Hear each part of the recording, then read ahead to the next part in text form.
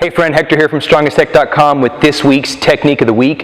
We're going to be continuing off of last week's Dead Clean. So this is the second part of a three-part series on the kettlebell clean, where I teach you basically how to improve your kettlebell clean technique. And so last week I talked about pretty much how to bring the bell from the ground to the rack the cleanest way possible, right? So the clean is doing three things. It's got three actions. You're producing force through your hips from the ground up. You're reducing force by changing the trajectory, right, and redirecting it. So by bringing the bell closer to your body, okay? Believe it or not, the clean is actually, you're going to produce power from your hips, but it should be a pretty relaxed, a very, very seamless and fluid movement. It should still be crisp, but it should be a fluid movement. And one of the things that we're going to cover today, or the most important part that we're going to cover today, is your grip. So, pretty uncommon to overgrip the handle. So, calluses. Let's talk about calluses really quick. Just by the nature of weight training, right, strength training, especially with kettlebells, you're going to get calluses. You should be getting calluses though right here, kind of where the fingers meet the palm, right along the top of this bridge part right here. And you should also get the calluses on your fingers. When you're getting the calluses on your fingers, and right here where the fingers kind of meet your palm, this area here, when you're getting your your callus buildup, not calorie buildup, when you're getting your callus buildup there, you know that you're gripping the bell correctly, because you should be hooking the bell with your fingers. Now, if you start to get calluses and tears here on your palm, that means that you're over gripping the handle and you're pretty much kind of grabbing it like a dumbbell and not like a kettlebell, okay? So if you ever get tears, a tear, what is it? A tear is pretty much means that you did too much volume for that day, right? So volume is reps and sets. So for that particular workout or whatever program it is that you're doing, if you get a tear, that means that you just did too much volume, more than your fingers could basically handle. But if you do get tears, they should be up here in the hand-finger area, or maybe kind of where the calluses meet and your fingers meet your palm, okay? But you should not be getting any tears or calluses build up here in the center of your hand. And if you are, that means that you're over gripping the kettlebell, okay? And so that's one of the things that we're going to focus on today, is relaxing the hand, okay, and inserting our hand into the handle, okay, kind of like putting a glove on, all right?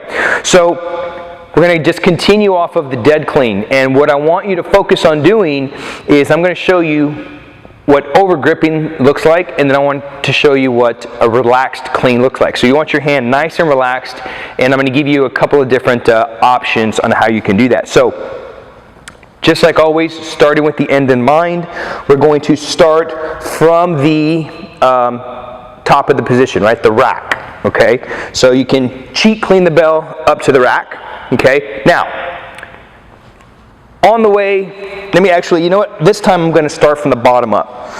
And I'm going to do that dead clean, but I'm going to over grip the handle.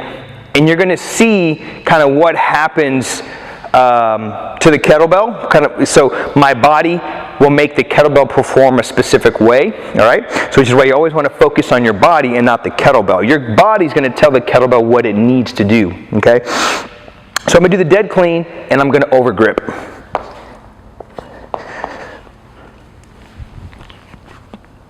See that? Do it again.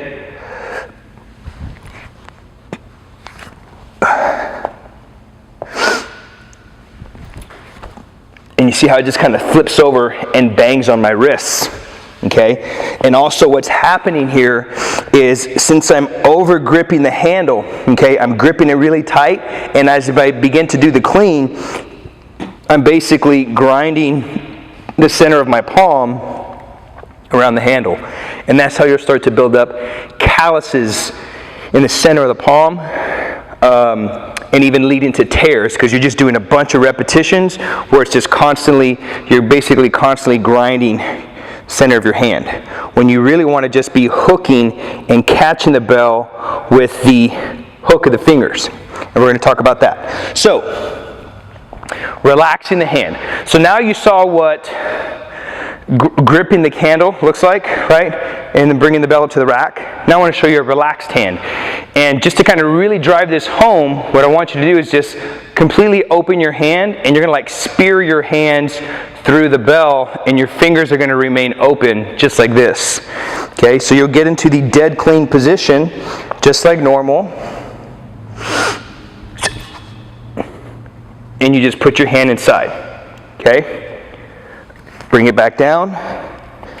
And again. See? Completely relax my hand.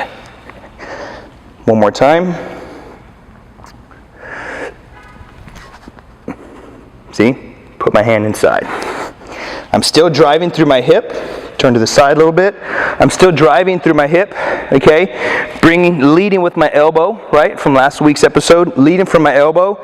And then from there, I relax my hand by literally opening my hand and just bringing my hand up like this. Boom, kind of like a gunslinger, right? Like a gunslinger when you draw and you grab your guns. As soon as you draw, look at where your elbows go. Your elbows go straight back. And then you basically push your hand straight ahead. And that's pretty much what you're doing on the way up. But you're going to have your hand open.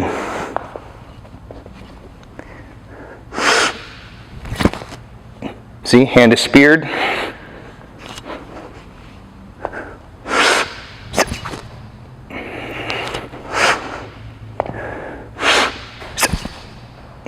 Hand is speared. Wrist is neutral. Boom.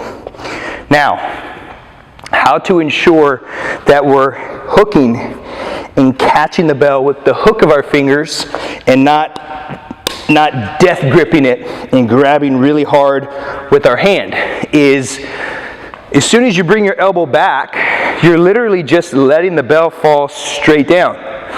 So what you do is, on the way down, okay, on the way up, as soon as you drove your hip, you actively opened your hand and you pushed your hand into the handle, and it stopped here at the rack position.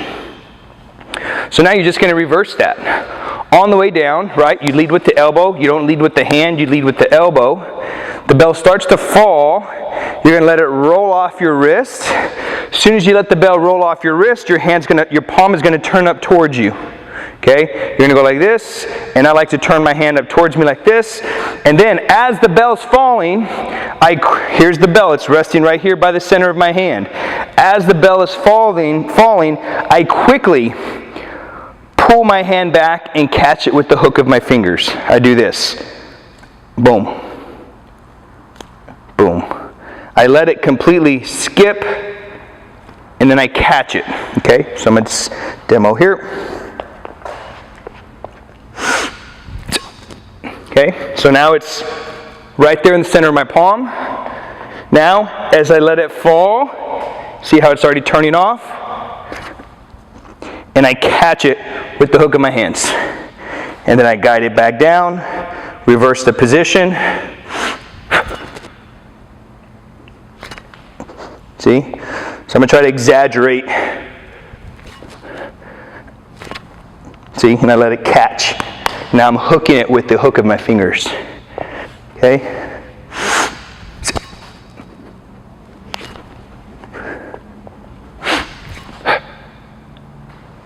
Catch. Still lead with the elbow.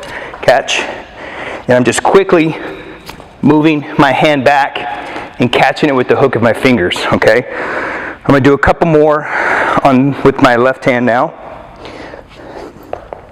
Notice that I still lead with my elbow on the way up and on the way down. Okay, so I'm basically just doing this movement. As soon as I drive, lead with the elbows, hands come up. On the way down, lead with the elbows, hands go straight down.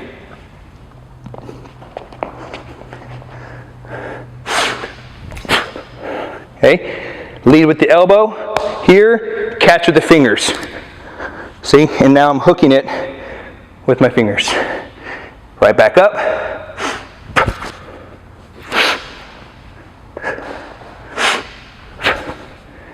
Catch. One more time. Catch. Boom.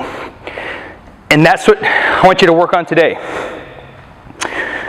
Spearing your hand through. And when you spear that hand through, you're pushing the handle around the bell, and you're not letting that bell rotate the handle, okay? So this is an analogy that I use a lot when I'm teaching my students is, you know, back in science class, when you're learning about the planets, right? And we learned that the small planet always orbits the big planet never orbits the small planet, right? So like the Earth orbits the sun, not the other way around. So I want you to imagine that the handle is the small planet and the bell is the large planet. So right now, if I'm actively moving the handle around the bell, it's weightless, okay? And if there is impact, that's the extent of the impact. Now, the moment that I let the big planet start to orbit, now this thing is top heavy and it's really heavy. So if I let this thing slam on my wrist, there's going to be a much bigger impact. So whenever I relax my hand and I actively spear my hand into the handle, I'm actually pushing the handle around the bell. Here's what that will look like.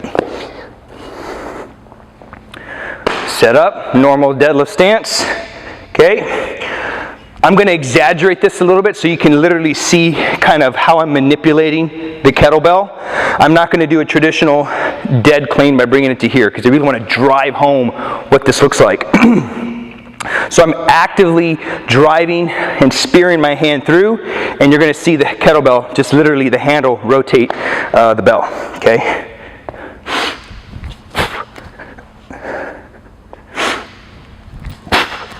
See, I'm putting my hand inside. Put the hand inside, take it out. And then as I take it out, I quickly catch it with the hook of my fingers.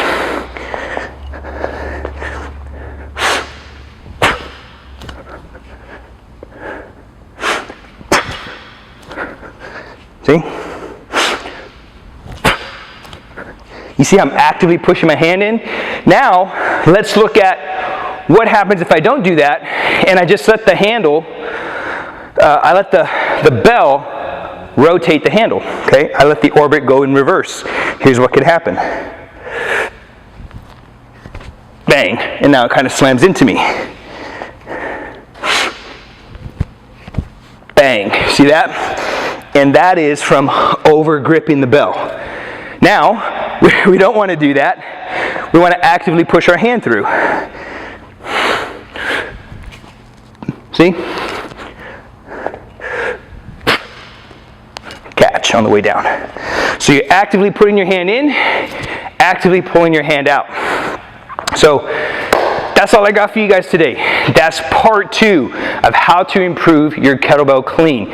So next week, we're going to be closing this series out and basically be putting all this together on how to finally perfect and improve your kettlebell clean, because from there, we're going to go into more detail about the clean and how it bleeds over into all of your other kettlebell exercises. So that's all I got for you guys this week. Again, if you're enjoying these videos, please be sure to subscribe to my YouTube channel. That way you can stay up to date with all of the latest science-based information on how to use kettlebells and use them effectively for strength, fat loss, and endurance. So in the description, I've got a few more details below. Again, I'm Hector with StrongestHec.com and this week's Technique of the Week.